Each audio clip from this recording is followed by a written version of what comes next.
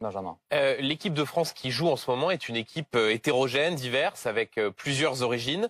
L'équipe de France de foot aujourd'hui, c'est l'anti-Zemmour, c'est l'inverse de la société que vous prenez?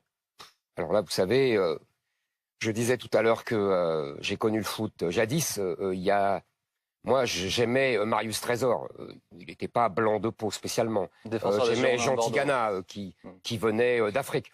L'équipe de France, il y a toujours eu des enfants de l'immigration dans l'équipe de France. Mais je vous pose la question parce que y a 1 an et demi, quand vous sortiez votre livre, également sur des plateaux de télévision, vous vous interrogiez sur le fait qu'il y avait, je cite, trop de Noirs en équipe de France. Il y a une différence entre des gens qui viennent d'origines différentes, ce qui a toujours été le cas en France.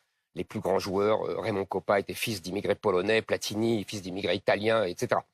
Et le fait qu'il y ait 8, 9 joueurs d'origine africaine, de couleur noire, dans l'équipe. C'est pas la même chose. Si vous aviez 9 joueurs blancs dans l'équipe sénégalaise, je pense que les Sénégalais s'interrogeraient. Et donc vous considérez qu'il y a un déséquilibre aujourd'hui dans l'équipe de France? Aujourd'hui, je pense qu'il y a un équilibre assez subtil d'ailleurs, mais il faut simplement que l'équipe ressemble au pays, tout bêtement. Je veux dire, quand on voit, je vous répète, imaginez une équipe du Japon qui a très bien joué, ou une équipe du Maroc. J'imagine, vous allez me parler de l'équipe du Maroc. S'il y avait 10 joueurs qui s'appelaient François et Jean-Claude dans l'équipe du Maroc, je pense que le roi s'interrogerait. C'est tout ce que j'ai voulu dire.